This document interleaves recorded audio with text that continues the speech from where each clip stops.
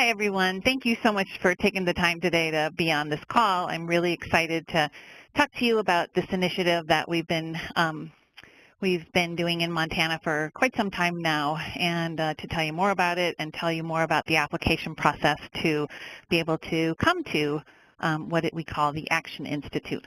So today, as Amy said, I'll be talking, and Mark Fenton, who is a nationally known public health and planning transportation consultant, and it will be the facilitator for our Action Institute in May.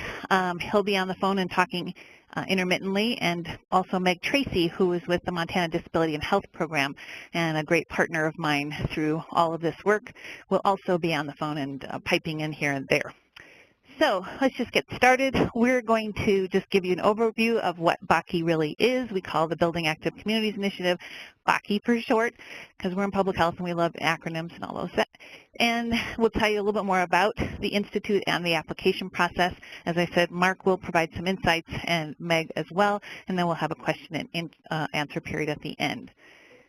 So I don't need to tell any of you that Montana is a large rural state, and we sometimes think of it as a place where you just really need your car, and why talk about this walkability kinds of stuff and bikeability when we really we need to have our vehicles, which we do. But we also live in communities where we do a lot of things. We shop and we walk and bike to school or to work, and we go to our beautiful farmers markets. And if you can see my cursor on the right of this screen, there's an older woman with a walker who's also at that farmers market. So we need our communities to be accessible. And then down in the left-hand corner, there's a lot of commerce that happens, a lot of eating and buying things and drinking things going on our main streets, and we want to make sure that they're vibrant places. And we want to make sure that they're accessible for everyone with this hand cyclist that you can see. With people with disabilities really want to use our streets and trails and everything as well. And we're also like to have places be places, and places where we can have fun and do things. So, and then we all know about the fact that our streets are also highways that run through our main streets. Many of our places are highways that run through our main streets. But we want to make sure that those highways support the vibrancy of our downtowns. So one of the things we look for is pedestrians when we look at our downtowns, and we need to figure out how to make our downtowns more pedestrian friendly, more vibrant, and be more supportive of those kinds of things. So we need less of these kinds of things where we know that people that walk and bike are using our facilities, but they're not necessarily included, and policies and programs and things are not necessarily done to support this just by design. So we need to pay attention to those things. So we need more of these kinds of places where places are very comfortable and inviting, and places where people feel safe and connected. On the bottom right, are we making sure that when we get off on a bus stop, we can actually get somewhere? So when I talk about being inviting, I look at this slide and I say, this is, you would say this is perfectly good sidewalk, and it's even got an awning, but is this really inviting? This is in one of our small towns in Montana. But when we turned the corner in this community, we saw this. And it's the same community, just like a block away, and all of a sudden you can look through the windows. You feel a sense of shade from the trees, and a sense of beauty and connection to nature. And even the parked cars provide some sort of comfort level to give you that space between you and the vehicles on the street. So we need to pay attention to details. And things like trees makes me think of that trees really matter. I was driving in Bozeman, where I live, this year, and noticed this incredibly beautiful canopy of trees, which we would never have if our forefathers hadn't thought of planting trees. So there's a list of a lot of different things that trees do for us. They really can increase property value. They can help us with flood runoff and pollution runoff, give us shade, and all these kinds of things. But there are also some trade-offs. Hi, and this is Mark.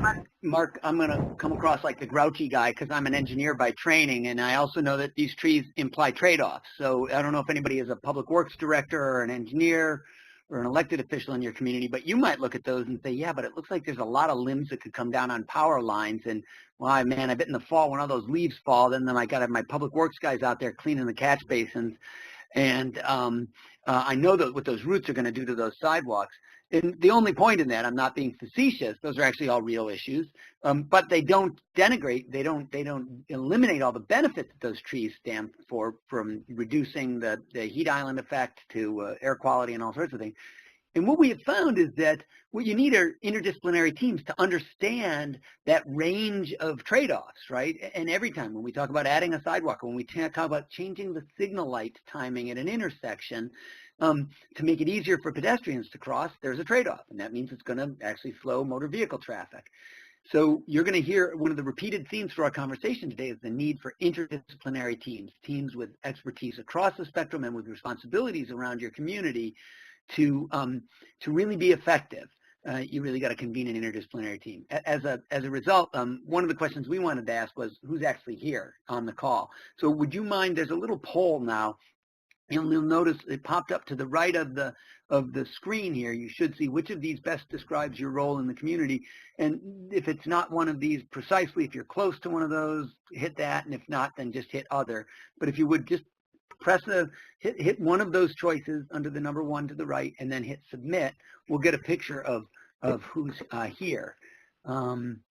Everybody should do that right now. And as soon as you do, we'll start to get results. So again, on the right of the screen, screen's on the left, right? You should see this poll question, and it just asks us to, we're just asking, what is your role in your community? Because obviously one of our goals is to have really mixed discipline teams. There you go. We got a lot of health people, which we expected. We have a bunch of people who have not answered. I don't know what your problem is unless you're checking email or doing something else, which I get. But if you could answer, go ahead and do so. This is pretty typical, by the way. This is not uncommon. We find that lots of health folks come to this, and you might well be the person who will take the lead in sort of submitting your application for your community. The health person may be the one that says convenes the team. But one of the reasons we made this list was so that you would see the range of disciplines, from elected officials to planning, public works, economic development, parks and rec, schools, disability advocates and experts, people with backgrounds in business development or the business community. All of those potentially could make up a fantastic team. And what our experience is, the more interdisciplinary team, the more representation you have across these arenas, the more likely you are to be successful. Okay, so it looks like Amy has ended the poll. So I think we will move on. Yeah. Okay, so sometimes we think of these types of things that we... I just wanted to highlight in the chat box the articles in the recent American Journal of Public Health that are all dedicated to shade and trees and the public health benefits of those community interventions. You're saying you shared that, Meg? Yeah, I put that in the chat box. It's really a nice collection of stories on some of the latest research. Oh, great. Thanks a lot. Cool. So sometimes people equate some of these strategies with bigger urban centers on walking and biking, but I find that really small towns are ideally sized for these kinds of initiatives. And so when you look at the average walking trip or the average bicycling trip, and we look at our average size of our communities, it's really so doable and helps communities so much to help in their quest to be more livable, more vibrant places. Mark, did you want to add anything on that? Only that I've done this work all over the country, and everybody thinks it's the Portland, Oregons, and Seattles, and Bozeman's, and Missoulas that are going to all be good at this stuff. And my experience is that small communities have some great advantages and opportunities, and certainly they are built on a scale. And in more rural settings where you don't have, a Walmart just down the road that's going to try to kill your main street, and sometimes you do, right? But if you don't, or if you can have some influence on where that Walmart gets put, because you are a smaller community, you've actually got some great advantages. So don't let being a small community or in a rural environment be your excuse for thinking you can't do this stuff, because the evidence suggests otherwise.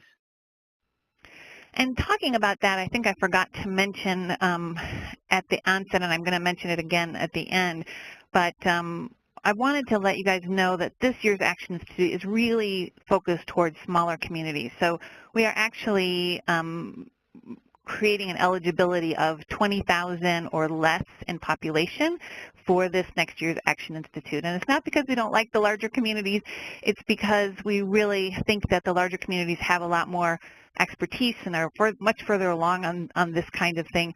And we want to focus on communities that really need our help. And maybe sometime down the road we'll do something for just specifically for larger communities, but right now we're focused excuse me, on smaller ones. And that's the 2010 census that we're using, by the way. So there are challenges in a rural environment, there's no doubt. I mean, you have less staff, less capacity to do some of this work, less expertise in some of these things. There is kind of a car-oriented culture in many of our towns across Montana. We know funding is tight, and there are really sparse development patterns which make it more difficult to walk and bike to places.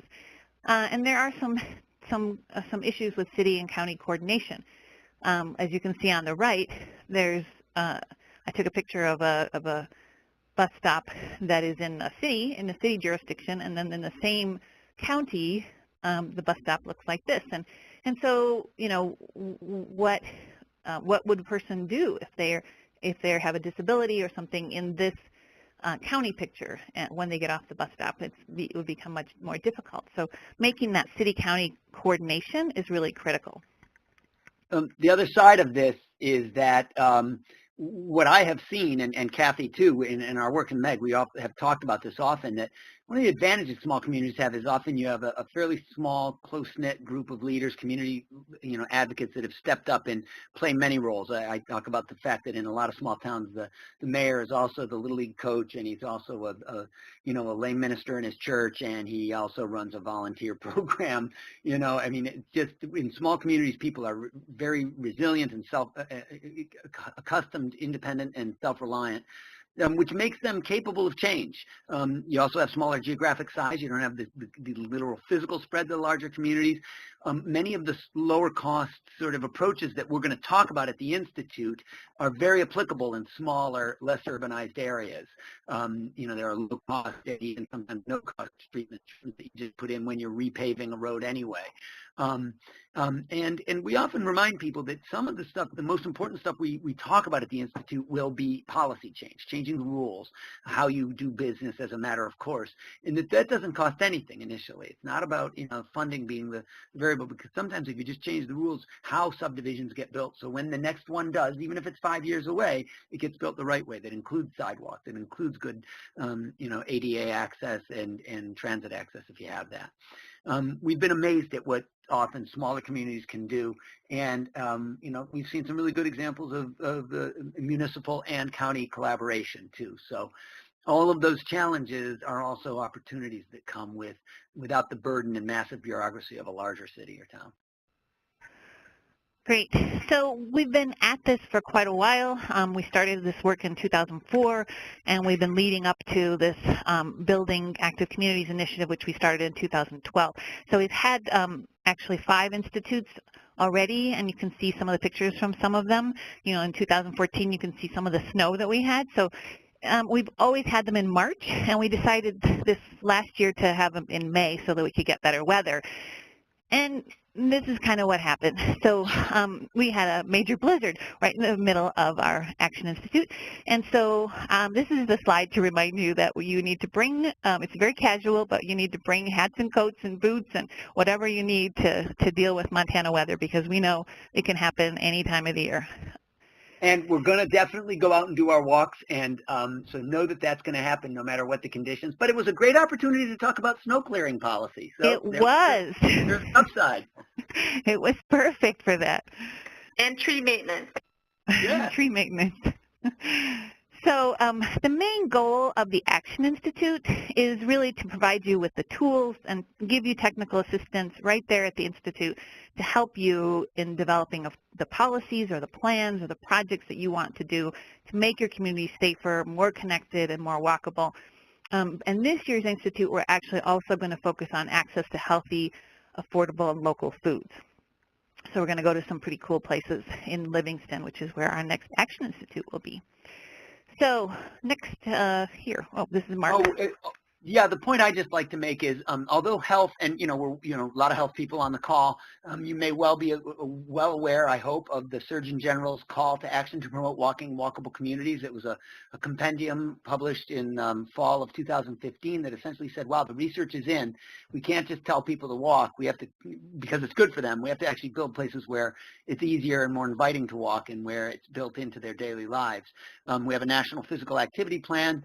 And these look at the best research out there. These are really definitive kinds of national documents that say, look, there are best practices. We know things like mix of land uses, connectivity of networks, safety and access for all abilities and disabilities, inviting settings that are functional, that all of those things are sort of universal tools that can be applied to a community of any size, from the neighborhood scale right on up to a giant metropolis. And interestingly, they are reflected in lots of the national movements. You've perhaps heard of some of these: walkable communities, livable communities. The AARP has a wonderful age-friendly communities program. Lots of folks are talking now about things like smart growth or sustainable economic development, or even traditional neighborhood design, new urbanism. All of these built on the same principles. And the interesting thing, you don't have to necessarily be a health person to buy this. What we are finding is the principles or the prescription that we'll use at the BACI Institute and that we'll talk about really leads to what's being called a triple bottom line. And the benefit of that is that we can sell it to a wide range of stakeholders. The triple bottom line essentially says that it leads not just to healthier people to design this way, but also a healthier economy and healthier environment. Some people refer to this as people, prosperity, and planet. And from the people standpoint, we talk about not just the functional attributes that build physical access and safety for all, but also the quality of life elements of social connectivity and so on. From a prosperity standpoint, we know that sort of the communities that are applying these principles are seeing more robust main streets and downtowns, less turnover in their businesses. In the case of the top center picture there, Whitefish, there's a thriving farmers market, and on the left, that's a little wonderful red lodge that's sort of part of their walkable main street. And from the planet standpoint, this environmental thing, you don't have to be a nutjob greenie to buy into this. And there are people who get that it's about preserving local green space, parks, or simply having cleaner air for our kids to walk to and from school through, because, that line of cars that are sitting there at dismissal time are creating a plume of unhealthy air. Lots of public works directors are buying into this argument and this style of healthy community design, because that's really what we're talking about very broadly, healthy community design. Public works directors are very concerned about stormwater runoff and all of the hassles that causes them. So they're applying design principles that do things like create stormwater, more innovative stormwater, low impact practices. The point being, this triple bottom line benefit should allow you to go home, that is, following this, build your team based on a pitch that will resonate with whoever it is you're reaching out to, whether they think about public health, economic health, environmental health. There's a pitch there that should work for any of your partners. Great, thanks, Mark. So now we're going to just talk about a little bit more about the Institute, some resources that we'll be giving you if you come, and the advisors and partners that we work with, and the application process itself. So this slide is really to tell you that we work hard at the Action Institute. It's a pretty much no holds barred from, the beginning of the day till the end, very intensive training. And we expect and hope that you will be that you'll be there, with us and not necessarily thinking about what's going on at home. And we understand it's really hard to do that, but you'll get the most out of it if you are really present when you're here. And so, but we also have a lot of fun. And so there's networking, receptions, and as you can see on the bottom right, we were once in Great Falls, and we, of course, had to go to the Sip and Dip because that's just an institution, and we really have a good time. So working hard and having fun is what this is all about. And one of the things we do is we develop skills that you can take going home. And I wanted Mark to talk about this. So walk audits, some of you may have done that with us already. Maybe you're already a walk audit Mark, expert. Or maybe... I'm sorry, your phone is doing a little feedback. Are you on speaker or something? I don't know. No, I'm just on my computer. Okay. It sometimes is and sometimes isn't. But go ahead. So the point only is, and if this is bad, just say so. Interrupt me, Kathy, because I don't want to be nuts. Right now you're okay. The walk audits are a interactive community engagement, education, and planning tool. We've used them all over the country for simply making people aware of the challenges to access and walkability and bikeability, to very particular planning processes, looking at a particular stretch of road, a corridor, a development, an intersection, and how on the picture in the lower left, a curb extension might change how that intersection works for pedestrians, bicyclists, transit riders, all of the potential users. So we've been doing these walk audits now for quite a long time, and really, interestingly enough, Montana has led the charge in becoming increasingly innovative. We've worked with Meg extensively on creating more inclusive walk audits that bring people with disability expertise and even design sort of skills, and we find it changes dramatically the tenor of the conversation and people's awareness as you go on a walk. The notion of a walk audit, by the way, is that it is not an opportunity to blame somebody. You don't walk on a walk audit and then as the public works director walks along next to you, blame him for the lack of a sidewalk. Rather, what we do is look for collective solutions. It's an opportunity to work together in a really positive way in our experience. And they're very interactive. In the picture on the bottom there, you can see we ask everybody to score where we've walked and talk about how would you increase the score. And it's a collaborative and I believe in general pretty positive process. You will learn how to do that. Our goal is to send you home with practical tools, and this is one of the ones we found resonates with people. They say, yeah, we're going to go do these. We're going to go do a few walk audits back in, wherever after we come back from the Institute. Absolutely. This is one of the skills that we hope that you take home. And I have to say I have never been the same after having done a walk audit with Mark. I cannot look at anything, no matter where I am, without thinking about it in terms of how walkable, how accessible, how safe, how inviting, how comfortable it is for me to be there. Okay, so one of the things that we want you to come out of this Action Institute with is a plan. So what are you going to do when you go home? We don't want this to be one of those trainings where we give you all this great information and you go home and you're like, have no idea what you're supposed to do, and then you're all busy with, you've been away for 3 days and now you can't even think about what to do from here. We want you to have that time while you're at the Action Institute to actually sit down with your team, think about these things, think about your community. We also have you do a lot of pre-work before you come, not too much, but some pre-work before you come so that you're prepared when you come to the Action Institute to really work and get some things done. So at the end, you will actually be presenting your action plan to us and all of the faculty that's going to be at the Action Institute, and we'll be able to provide you some feedback, some constructive feedback for your action plans, so that when you get home, you can then share this with other partners and, hit the road running. And you're presenting to one, I was just going to add that you're presenting to one another. I mean, part of the great thing is that you get to, hear from one another and build on one another's ideas and so on. Exactly. That's so true. And sometimes some of the feedback, it comes from other communities. Like, we tried that, and this is how it works, or you should think about doing it this way. And it's so it's a feedback from the entire audience. Thanks, Mark. So we give you a lot of resources. We used to give you these big binders, but now we're much more environmentally friendly, and so we give you a thumb drive with all of these electronic resources on it for you. This is a workbook, kind of gives you that step-by-step, where do we start, where do we go, how do we know how do we plan for where we want to go, how do we know when we get there, that kind of stuff. And then a resource guide where we have these 8 specific things that we are suggesting are things that you could work on, and then information about these specific things and how you can make each of these things more inclusive of walkability and accessibility and all of those things. Mark, did you want to add anything on that? Nope, other than I think you've done a rigorous job of sort of coming up with really good best practices here, rather than telling people, well, go do whatever you want. You know, these are the things that show the greatest promise. So these are the paths and avenues you want to follow.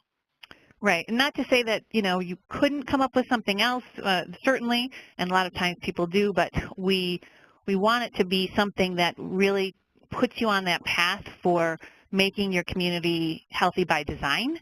And so some of those things are policy, some of those things are practices, programs that actually put you on that path. And we did, in 2012, we put together a Complete Streets Toolkit. I don't know if some of you are aware of the term Complete Streets. All it means is that our streets work for everyone, whether they walk, bike, they have an accessibility issue, all abilities, all ages feel comfortable and can access our communities and feel included. So we give you this Complete Streets Toolkit, at least one for every team, and it's also on your thumb drive. And so there's planning guidance in there. There's some case studies that we've done from different communities and design guidance. We also have a website that has a lot of information, and as I said, we give you a thumb drive with tons of information. We've started a listserv so that we can all talk to each other. All the communities that have gone through BACI, which now is 26 communities, either cities or counties in Montana, have attended a BACI Action Institute. And we put out an e-newsletter so we can share what you guys are up to and you know, sort of cross-pollinate ideas across the state. And we have really started to work. We ask you at the local level to work on an interdisciplinary way of being, so cross sectors. So we at the state level have really embraced this. And so the Department of Commerce, the Main Street Program, Tosh Wise-Miller, will be at the Action Institute. He's a big partner of ours and supporter of the BACI Institute. One of the things that he's done, he does lots of things, but one of the things he's done is he did a placemaking workshop with the Project for Public Spaces, and about 20-some communities, maybe some of you came to that workshop, but we kind of cross-pollinate what we're doing. And then the Department of Transportation has been really a great partner in our work and works a lot with communities after the Action Institute to implement some of their plans. One of them, an example is Glendive came one year and we started talking about main streets and about how much really needs to be dedicated to cars, and that some communities across the country are doing what we're called right-sizing projects. So if the average daily traffic does not indicate that we need 4 lanes of traffic, maybe we can do it with 3. We can then add those bike lanes and maybe bigger sidewalks or whatever. And Glendive has actually done some traffic studies, and they're slated to do that right-sizing project on their Merrill Avenue and another road in their community. So, and then we do things like we come to your community and do little demonstration projects. So we went to Anaconda on the bottom picture, and we did a little parklet. I don't know if you guys know what parklets are, but we take a little parking space and turn it into a little community public space. And those can then be institutionalized. Right now, Anaconda is in the process of doing an actual bigger structure so that they can have this parklet every year and take it away in the winter when they don't need it. So we worked on that with Bike Walk Montana. And so we do a lot of things with our partners. The Western Transportation Institute has been a really big sponsor of the BACI Institute and also a big partner of ours, and as well as all of these. The Montana Disability and Health Program, MEGS program, is also a great partner of ours, always helping us to understand how we can make our Action Institutes more inclusive and accessible for everyone. And so we have now totally revamped our walk audits to make them more inclusive, but not just so that people are, with disabilities come along with us on the walk audits, because we've always done that, but we're now starting to train people with disabilities or disability expertise in how to be a walk audit leader and add their expertise and their lived experience to these walk audits. Meg, do you want to say anything else on that? Sure. I think that there's a variety of partners in communities who represent like disability services, or actually are consumers of those services. And much like the Action Institute helps an engineer talk more conversantly in partnership with an engineer or a planner or a public health person. So too does somebody representing the disability community get that opportunity to build their capacity and to talk about their perspective in a way that's really collaborative and additive. And so it's been wonderful. So just hoping that there's folks like that in the communities that will be at this year's Action Institute again, because it's really valuable. Definitely. So we've had a lot of outcomes from our BACI Action Institute. I'm not taking credit for all these things, but I'm just saying that BACI teams then went home and then did all of these things that are really a lot of policy and planning documents that are setting them on the right course for, like I said, making communities healthy by design, so that it's just by default that these things happen. And so lots of people have done what we call complete streets policies, or some communities have called them safe and accessible streets. But a lot of communities are now starting to do active transportation plans, such as the one Red Lodge did. Red Lodge and the entire Park County have now mapped their county for active transportation connections. So, and Meg, I think you were going to add something about this slide. Yeah, I love that. I'll just continue. So this slide, you can see, well, first of all, I just think this is a beautiful picture of Red Lodge. But, when you have people who have the expertise of how the environment works or doesn't work for people with disabilities, they tend to be looking for state-of-the-art design. They're not looking at how things were built last year. They're looking at the thing that's built maybe 3 years out to really afford the best access for people with disabilities. And when they bring those solutions to the table, that opens it up for anybody who has functional limitations, whether you have an injury or you're aging, or maybe you're under the age of 5 and you're being pushed in strollers by your parents, as seen in this picture. So it's having that kind of leadership, that kind of attention from people who have a very different lived experience from many at the table, who they're really looking for those state-of-the-art design features to build into the environment, into the opportunity that you're trying to cultivate with your communities. And then that just benefits everybody, the family unit, young children.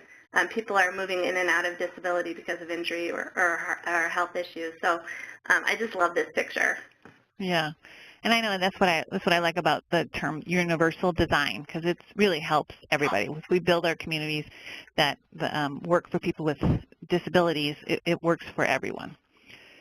So, and I just wanted to call out one of our BACI teams worked in Dawson County, and they put together a complete streets policy. And every year the National Complete Streets Coalition put together a list of the best policies, and in 2014, Dawson County's was ranked number 3 of all the policies that were passed in that year, and there were 70 passed.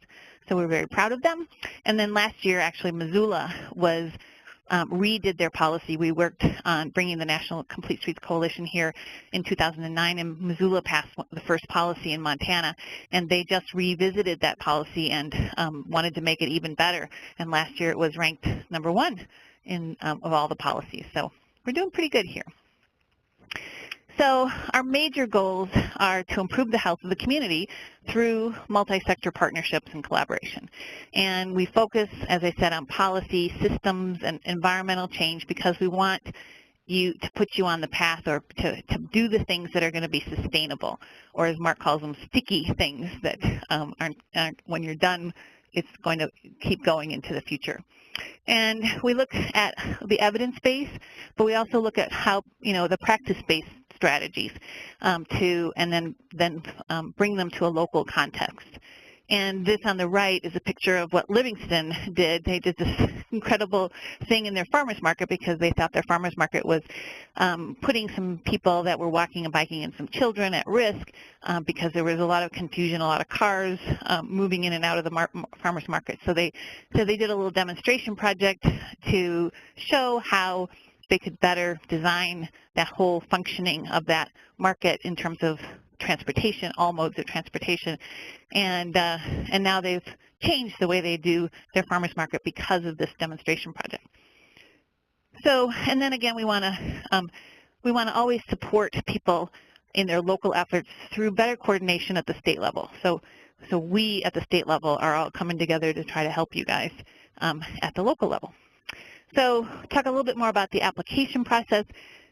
There are things that we expect from you, and then we actually, in turn, will pay for all of your travel and lodging, all of that will be paid for. The only thing that you have to worry about is your time away from work. And so, but we ask that you convene a multi-sector leadership team to be at the Action Institute. And we'll talk a little bit more about that in the next slide. And then we ask that you come prepared. So we're going to ask you to do some pre-work, and some of that will entail like a survey that we want you to do, but some of it is also getting together with your team a couple of times, doing a place mapping exercise, understanding your community better by doing a walk in your community. We know that you won't have that skill of understanding like how to do the walk audit exactly, but just getting out and walking in your community will be helpful. And so there's a few things we ask you to do to come to prepare. You also have to prepare a little 5-minute PowerPoint presentation to do in the beginning of the Action Institute, sort of to introduce yourselves and to say kind of why you're there. And as I said, during the Action Institute, you will develop an action plan. And then we ask that you participate in evaluations, and I'll call you once in a while and bug you, and occasionally we'll have webinars of interest, and I like to come at least once a year to come visit you guys. So that's the main sections of what we expect. Forming your team, we really want, like Mark was saying before, and we've talked a little bit about this already, the people on your team, elected official, really important, especially if that's sometimes a barrier. A planner, a public works director. We've had teams with public works directors, planning directors, superintendent of schools, even the CEO of a hospital. So that's the level that we are looking for at these Action Institute, because these are the people we want, sort of the movers and shakers that can go back. But also, like this picture is depicting the Glendive Dawson County team. So on this, if you can see my cursor, this is the mayor, this is a county commissioner, this is a planner, this is a health representative, but this is Peggy Iba, who's like the community advocate and volunteer that does everything. So if you have somebody like a Peggy Iba, that might be a good person to bring too. So this would be that influential community advocate. But again, also a person with a disability. So we realize 5 people, that takes up a lot of those slots. But we also last year started giving people the option of actually giving you the option of paying for your 2 alternates, because we will make you name 2 alternates on your team that will come in the event of someone cancels at the last minute, because we want you to come with a team of 5. And so you could pay the travel for your 2 alternates to come, and then you'd be able to have 7 people on your team. So that's another option. Mark, did you have anything else you wanted to add on this one? Only that on some of the national trainings that we're doing for the CDC, we are actually requiring an elected official, somebody from planning, somebody from health, and somebody from engineering. When we say transportation, we don't mean planning, but we mean literally infrastructure. And we found that it makes a big difference to have this kind of a mix. And you may not come with, you may not even have a public works department, in your small town. I'm not pretending that those specific positions, but somebody who's got responsibility for infrastructure, somebody who's involved with the elected, boards in the community, somebody who thinks about long-range planning. Sometimes it's a development coordinator, economic development person. It really matters to have this mix. I can't say it strongly enough. Okay. So there is an online application. It should be up on our website right now. As I said earlier, Montana cities with 20,000 in population or below, based on the 2010 census, are eligible to apply. It's pretty competitive, but I will say also that we will probably err on the side of the communities that have never attended an Action Institute. If you've never attended, you might have an edge just because we want every community to be able to come. And people that have attended an Action Institute are eligible to apply again. But if two things are equal, we might pick the community that has never attended. So as I said, it's going to be held in Livingston, Montana. We're very excited about going to Livingston. They've come a couple of times to BACI Institutes, one as a Park County team and one as a mixed Livingston Park County team, and they've just done some amazing things, and we're really proud of them. So they're going to be great hosts. And so the application is going to be due February 9th, and we'll let you know by February 26th whether you've been selected. There's only 5 questions on the application, and this is the link to the survey, but the link, as I said, will be on our website, and I think Amy's provided you with the website link. So what have we learned after all these years? I've learned that the team makeup, we can't say this enough, is really important, and it's critical for your success, but also the team lead. So think about who that team lead is going to be. That's the person that is I'm going to be communicating with. That's the person that's going to be trying to wrangle the team to do some of the pre-work. That's the person I'll communicate with afterwards. And if this person isn't the kind of person that is that leader that will take that responsibility seriously, then I find that the team kind of doesn't hold up.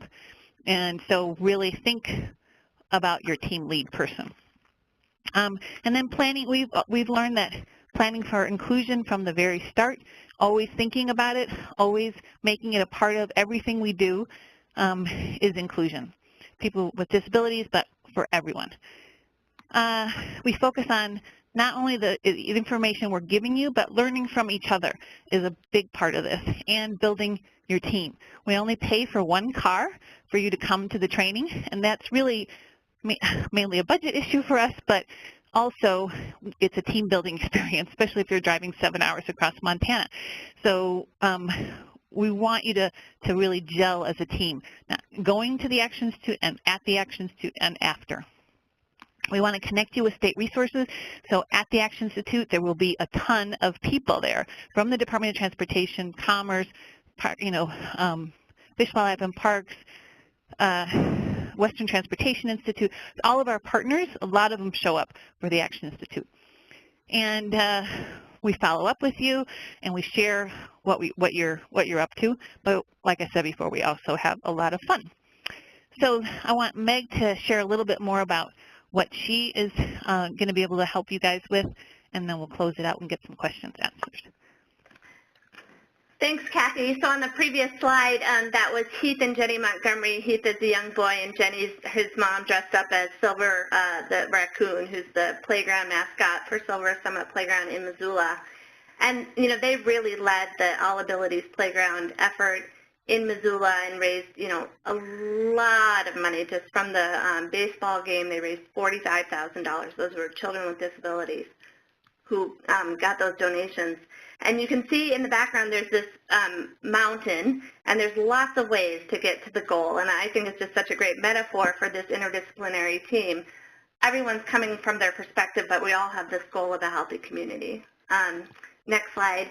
So Jenny mentioned the disability advisors as a member of the action team. If you need help recruiting from your community, I have lots of partners across the state and can help with some of that recruitment. We tend to be looking for someone who is a person with a lived experience with disability who also has a strong interest in healthy and active communities. Sometimes they come with training on the code, the ADA code, and what that means. Sometimes they don't, but they have a strong interest in learning. And just like your young public health person who may know nothing about healthy communities but really wants to know more, the Action Institute is a great opportunity for that person who really wants to build their capacity to be engaged in long-term planning for the health of your community. So that's our preference, a person who has a lived experience. If you don't have that person, somebody who has reach to that community is a really good representative as well. So a physical therapist or a special educator, or your director of special education for your district, or somebody who's a disability service provider. Any of those people who also can play the role of an ally and really build their capacity to represent those issues. When I think about opportunities that are cultivated through these action institutes in communities across the state, it's so much better to have the conversation about that garden that's going in on the playground that everybody's going to love and use, about what surfacing to use and how to build the beds ahead of time, to put down the composite granite so that it's accessible surfacing and that there's at least one garden bed that somebody who uses a wheelchair or has limited mobility can use. It's so much better to have that conversation ahead of time than to have that child in the wheelchair have to be carried into the garden or have the special educator have to solve some of these issues in the lesson plan. So having the conversations ahead of time as part of the planning is so much a part of what we want to build in the action team, this kind of process of putting inclusion first, and want to support that as best we can. You'll see Mark lead on that as you learn how to do the inclusive walk audits in your community and in the place mapping exercises, and you'll really see it get some relevant examples of how that will work in your community, these two kinds of activities, if someone with a disability is on your action team. I just want to point, we try to organize originally for emergency managers, but then these data have been really useful for health improvement planning. For each county, we've organized information on what we call disability and access and functional needs populations. For each of the counties in Montana on this website, Community and Public Health Data, you'll see a variety of data sources describing the disability population within your county. And then some of the other things I just want to point out, coming up is the deadline. It's still open for the Montana State Parks for Accessible Playground funding. And I know lots of communities are organizing for that funding to start to build beyond the ADA and really that state-of-the-art design for inclusive playgrounds that benefits everybody. Everybody likes that kind of surfacing and some of those newer play equipment pieces. And then I just want to highlight there's a variety of resources we try to keep up to date as a complement to that BACI toolkit on this website, the disability resources and information on the BACI website. And then I never know what people don't know. So I just want to say when we say there's funding for one car, obviously if there's a need for an accommodation, somebody needs their accessible vehicle to travel to the workshop, we absolutely will work with you on the funding to include somebody who might need an accommodation beyond what the status quo of support is. So any of those we will be able to help work out and plan with you for further inclusion in the meeting. So that's it. Thanks so much, Meg. I really appreciate that. So now we've come to the time, and I don't know, Amy, if we have a lot of questions, whether we can go over it at all, but this is the time when I really want to open it up with you guys to ask us any questions you have. Yeah, so I'll go ahead and unmute everyone. That takes a minute, and then there is one comment about trees that were taken out in the that were planted in the mid-90s and now are too large. And then they may need help figuring out replacement solution without going back to a concrete desert. So if you guys have any solutions or thoughts on that comment, go ahead and I'll just start unmuting people. So please note if you do want to remain muted or if you have background music or background noise going on, you'll want to mute your line yourself. So, okay, everyone should be unmuted now. Thank you. So I'm calling from Mineral County, and we've got about 4,000 people in all of our counties. I'm wondering if we can actually apply for this as a county, or if we should choose one specific city from our county to apply for. Well, what I would say to that is you can definitely apply as a county. I would make sure, though, you actually include people from the largest city, maybe Superior, on that team or some other community in that, because a lot of what we work on can be then implemented more in cities, but also definitely can be included into county planning. So, I would just make sure it's a multi-jurisdictional team. Perfect. Thank you so much. Kathy, can you give some examples of when it's been a county and when it's been a city? Yeah, so Park County came once, just with a Park County team. They had their Park County planner, the health department person in the county. They had somebody who was just a mover and shaker, grant writer, everything extraordinaire person.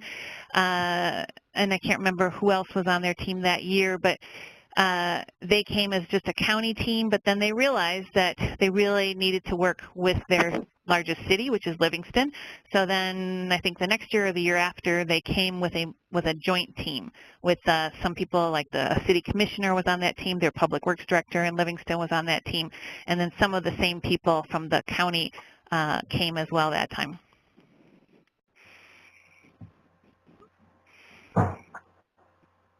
Any other questions?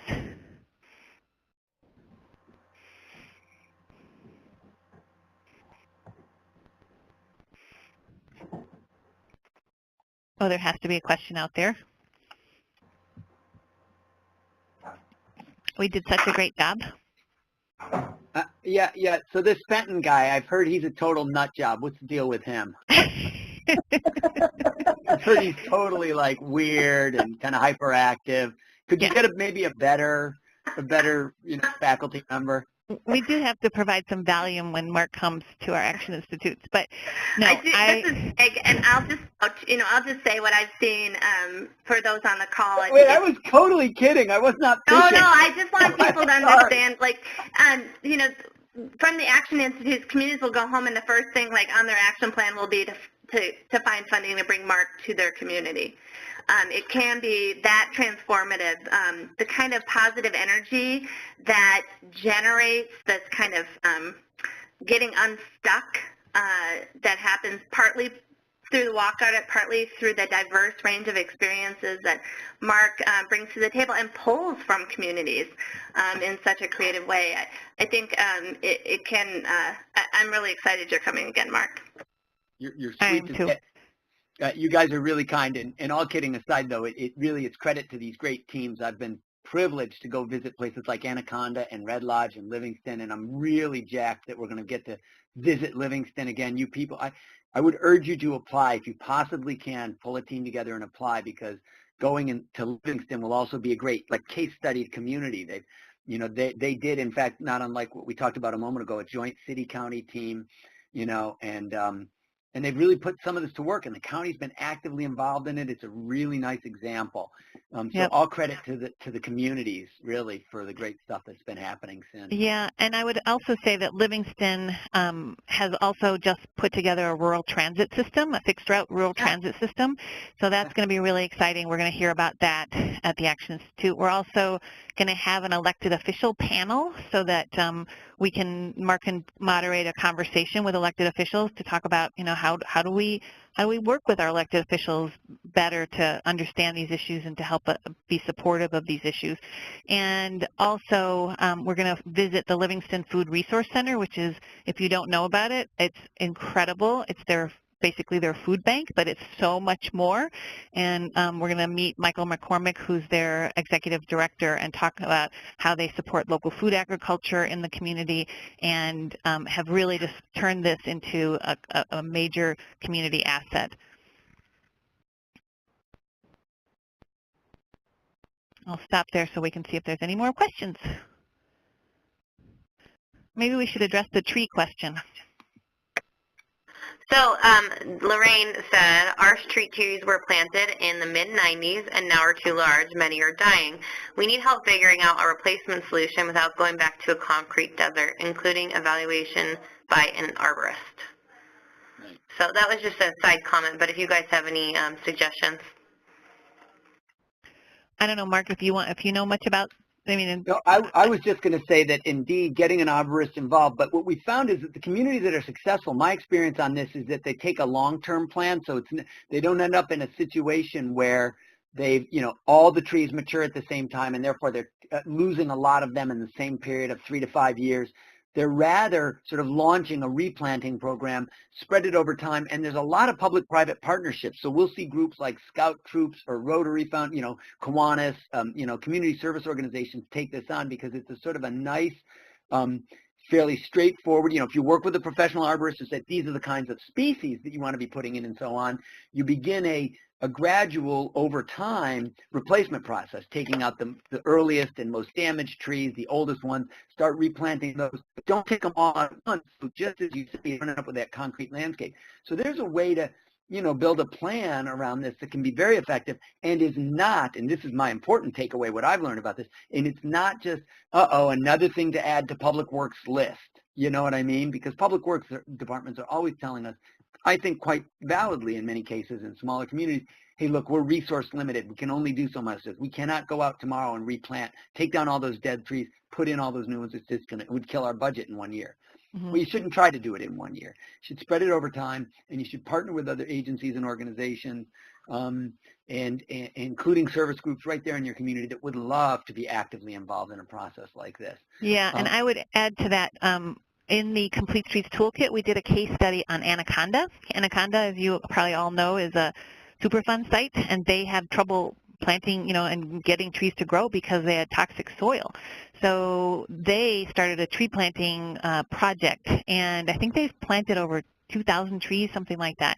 Anyway, it's a great case study in the toolkit. I would definitely read that, but also say that the community extension person was totally involved in making that happen. They worked with the county to actually provide clean soil for them, and then they had tree planting parties for the community. They had people from the, I think there was some pre-release or prison place people that came and planted some of the trees, and the community provided the food, and then they had these tree trimming workshops to understand how to keep your trees alive, and actually a little nursery started in Anaconda because people wanted to plant more trees. So there's some great ideas that came from that case study if you want to read that. So I know we're kind of running out of time here. We're out of time, actually. You're welcome. And if there's any one last question. I'll just tag on to that Kathy and I both sit at two of our universities. Of course, I sit at the better one here in Missoula, but we often, it's really nice for us to be able to connect students to projects as well, and provide some support from the universities to projects. So I'm just thinking too about, you know, the forestry college here on campus, and potentially, you know, it may be their hometown, the student, and be really interested in getting engaged. So we're always listening at Action Institute for those opportunities and bringing them back to our faculty colleagues. So that's really great, and I would echo that with Paul LaChapelle comes to our trainings. He's the community development extension person at the state level at the Better University at MSU, and he's always there to connect students to projects that might come out of the Action Institute. So I think I'll stop there. These are our contact information. We'd love to hear from you. If you have any questions whatsoever, please let me know. And I'm kind of your point of contact for this, but I know Mark and Meg are happy to answer any questions as well. There'll be more information up on our website. There should be the application link right now, and I think we will be putting the agenda up there at some point, but you'll at least get that when you come. So really looking forward to getting your applications, and we'll hopefully see you in Livingston.